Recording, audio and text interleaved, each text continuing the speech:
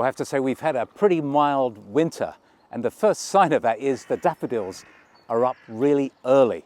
Now this is a lovely little vignette we've got here in the garden centre. We've got the ice foliage daffodils. Daffodils, remember, are deer-proof. They don't touch them, they multiply by themselves, so each year you should have more and more and more. And talking about things that multiply themselves, the little Siberian squirrel down below I think is a fantastic accompaniment to the daffodils. And for later on, I don't know if you can see the green here, that green is actually the forget-me-nots, and there will be a large spray of blue flowers. But what I really like about this vignette is this plant. Any guesses as to what it might be? But look at the shape of it. It is actually a contorted mulberry. Mulberries are the little berry fruit that can stain all kinds of things. The silk moths feed on mulberry's fruit. But this is an ornamental one. It doesn't really produce a fruit, but look at the shape it has there. And what I want to do is take you on an early spring walk around the garden centre up into our wooded area and show you some of the plants that you might not be familiar with, but I think should have a place in your garden. Well, I can see lots of shoots coming up from the ground there. Maybe I should point out one or two. Ooh, this is a good sign. This little chap, this shrub here, is a Coreopsis. And usually, probably about once in 5-6 years, it flowers. And these are the flower buds.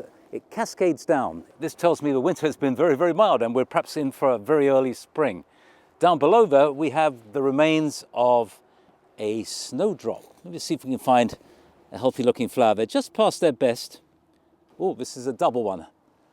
And what else have we got? Oh, right back here is the Virginia bluebell, just raising its head. And you can see the flower buds come up very, very early.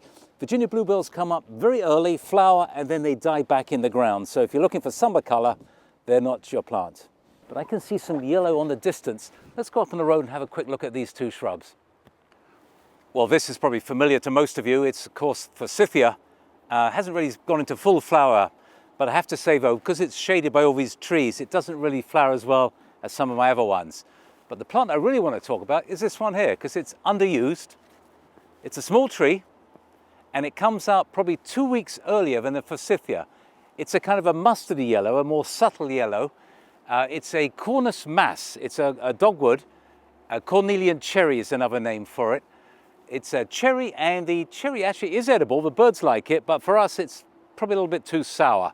But for syrups and preserves, you certainly can use it with a bit of sugar. So Cornelian cherry has a nice upright kind of growth like this.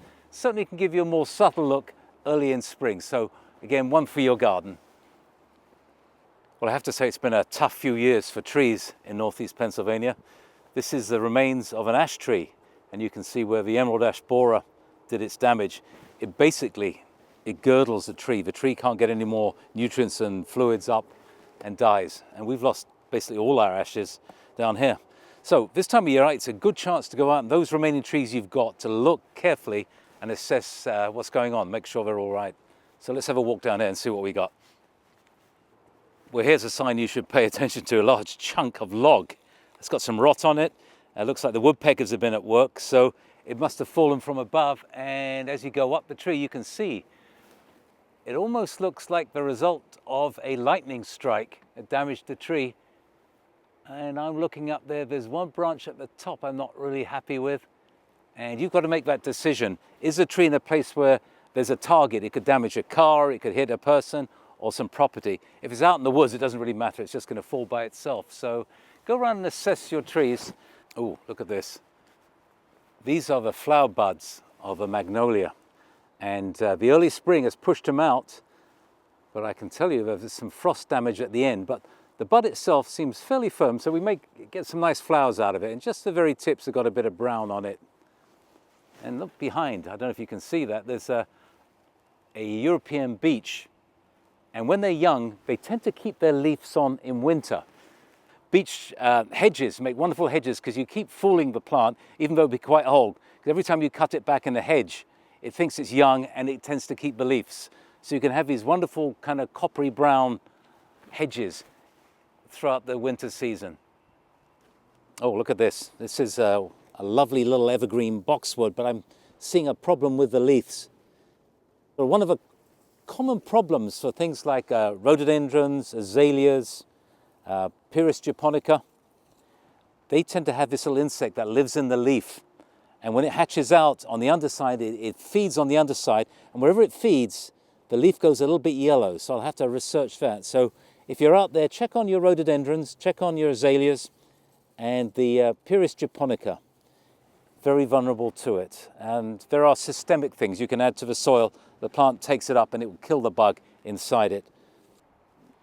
Oh, look at this. Now this really is it. It's prime. This is a hellebore, related to the Christmas roses, Lenten roses.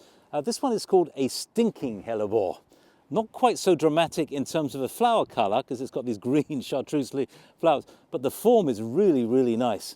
It tends to seed itself and have lots of little babies around, and over there's a bunch of them. A good point though to point out here is the tree here. Often people, when they see roots exposed on the tree, they think, oh, the poor tree, we need to cover it all up. The worst thing you can do with trees is build up the soil over the roots and onto the trunk. Mulch volcanoes, you often see them in sort of commercial landscapes where the mulch comes right up, because you can cause all kinds of rot here. You can cause the roots to circle around and put an end to that tree quicker than it should be. So there you go, we've done a little early woodland walk, shown some of the plants that you can put in your yard. Every week now something different comes out. It gets an exciting time to be a gardener. So get out, explore your yard, make some notes, and take it easy. You don't have to do it all at once. You can do it gradually throughout the summer. See you soon.